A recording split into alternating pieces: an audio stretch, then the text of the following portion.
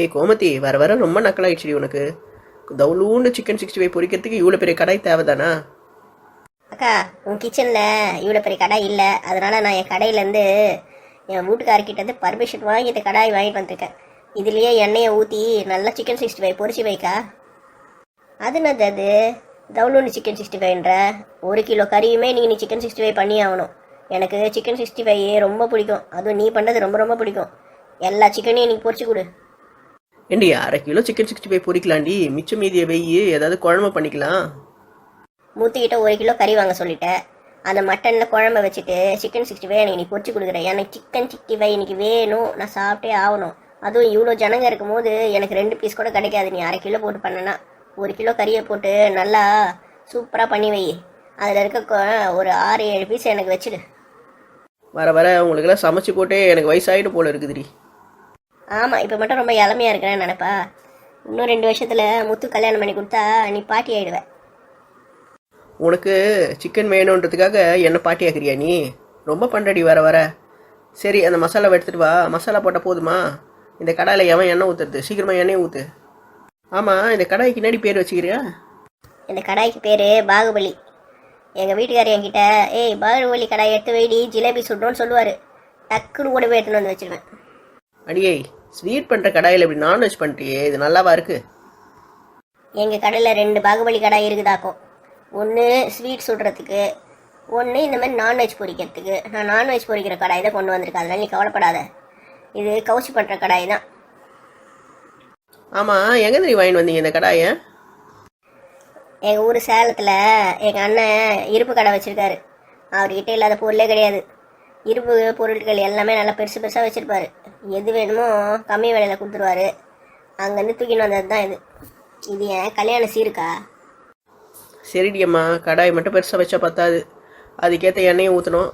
அநேகமாக 2 லிட்டர் எண்ணெய் தேவைப்படும்னு நினைக்கிறேன். சமையல் ரூமில் கடலை எண்ணெய் வச்சுக்கிறேன் பாரு, எடுத்துனா போ. சரிக்கா, அதை எடுத்துன்னு வரேன். எண்ணெய் கம்மியாக ஊற்றுக்கா, நிறைய ஊற்றாத. நீ எண்ணெயில் இந்த சிக்கன் 65 போட்டேன்னு வச்சுக்கோங்க, அதே இன்னும் புரிஞ்சு இன்னும் எண்ணெய் ஜாஸ்தி ஆகிடும். அதனால் எண்ணெயை கம்மி பண்ணிக்கோ, கறியை ஜாஸ்தி பண்ணிக்கோ. என்ன 65னா உனக்கு ரொம்ப பிடிக்கும் போலகுது. இப்பயே வாய் ஊறுது உனக்கு. ஆமாக்கா, கடையிலையும் வீட்லேயும் நான் தானே சமைக்கிறேன். எனக்கு யாராவது ஒருத்தர் சமைக்க மாட்டாங்களான்னு ஒரே ஏக்கமாக இருக்கும். உன் வீட்டுக்கு வந்தால் தான் நீ ஏதாவது சமைச்சு கொடுக்குற, நான் அப்படியே எடுத்து சாப்பிட்ருவேன். எங்கள் அம்மா ஊரில் இருக்குல்ல, அது கூட அப்படி தான். எதனா ஒன்று கேட்டால் டக்கு டக்குன்னு எனக்கு சமைச்சு கொடுத்துரும். உன் கூட இருக்கும் போதில் எனக்கு எங்கள் அம்மா ஞாபகம் வந்துடும்க்கா. அவ்வளோ ஏங்கிற உங்கள் அம்மா போய் பார்க்க வேண்டியதானே? எப்போ பார்த்தாலும் எங்கேயும் சுற்றிட்டு இருக்கியே? எப்போவுமே பசங்க கூட லீவில் ஊருக்கு போயிடுவேன். இந்த தடவை தான் இந்த கண்டுக்குட்டி எங்கேயோ ஓடி ஒழிஞ்சிட்டானே. அவனுக்கு காத்திருந்து கஷ்டப்பட்டு கவலைப்பட்டு இந்த வருஷம் லீவு ஓடி போயிடுச்சு. எப்போ தான் ஊருக்கு வருவானோ, ஊருக்கு வந்தோன்னே 1 வாரம் ஸ்கூல் கூட லீவ் போட்டு நாங்கள் எல்லோரும் அம்மா வீட்டுக்கு போகலான்னு தான் பிளான் பண்ணி வச்சுருக்கோம். அவன் சீக்கிரம் வந்துடுவான். நான் தினமும் 3 மணிக்கு எழுந்து சாமிக்கிட்ட விளக்கேற்றி வேண்டிகிட்டு இருக்கேன். அவன் வந்தப்புறம் நம்ம எல்லாருமே ஊருக்கு போகலாம். என்னையும் கூட்டிகிட்டு போய் இந்த தடைக்கு என்ன சொல்கிறேன்?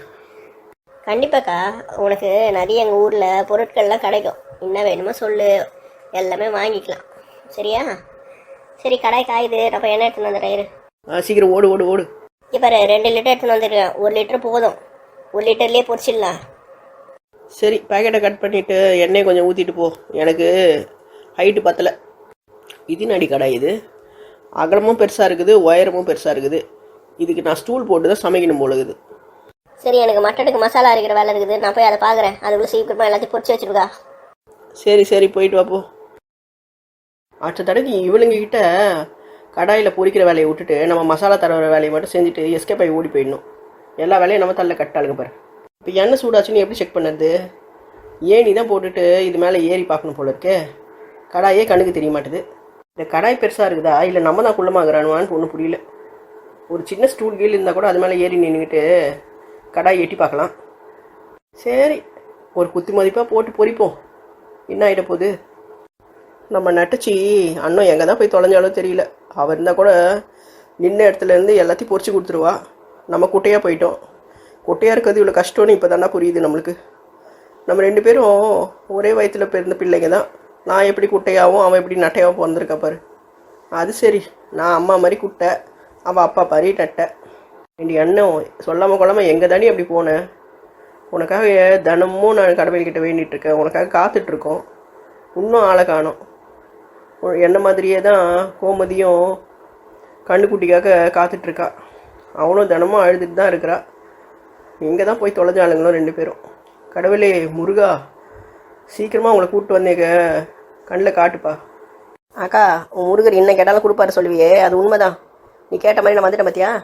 ஏய் அண்ணன் வந்துட்டியாடி, வாடி வாடி. எங்கடி போயிருந்தேன் இவ்வளோ நாளா?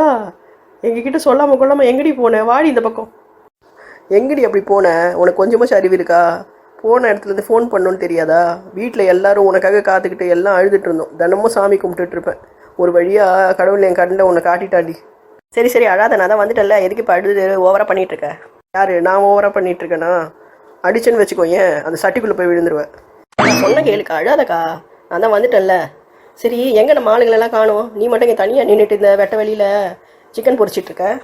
ஆமாண்டி, உங்கள் வீட்டிலேருந்து எல்லாரும் உன்னை தேடிட்டு இங்கே வந்துட்டாங்க. அவங்களுக்கு விருந்து சமைக்கிறதுக்காக தான் நாங்கள் இதெல்லாம் போட்டு சமைச்சிட்டு இருந்தோம். வா, நம்ம போயிட்டு அவங்கள பார்க்கலாம். எங்கள் வீட்டிலேருந்து ஆளுங்க வந்திருக்காங்களா? யாருக்கா வந்திருக்கா?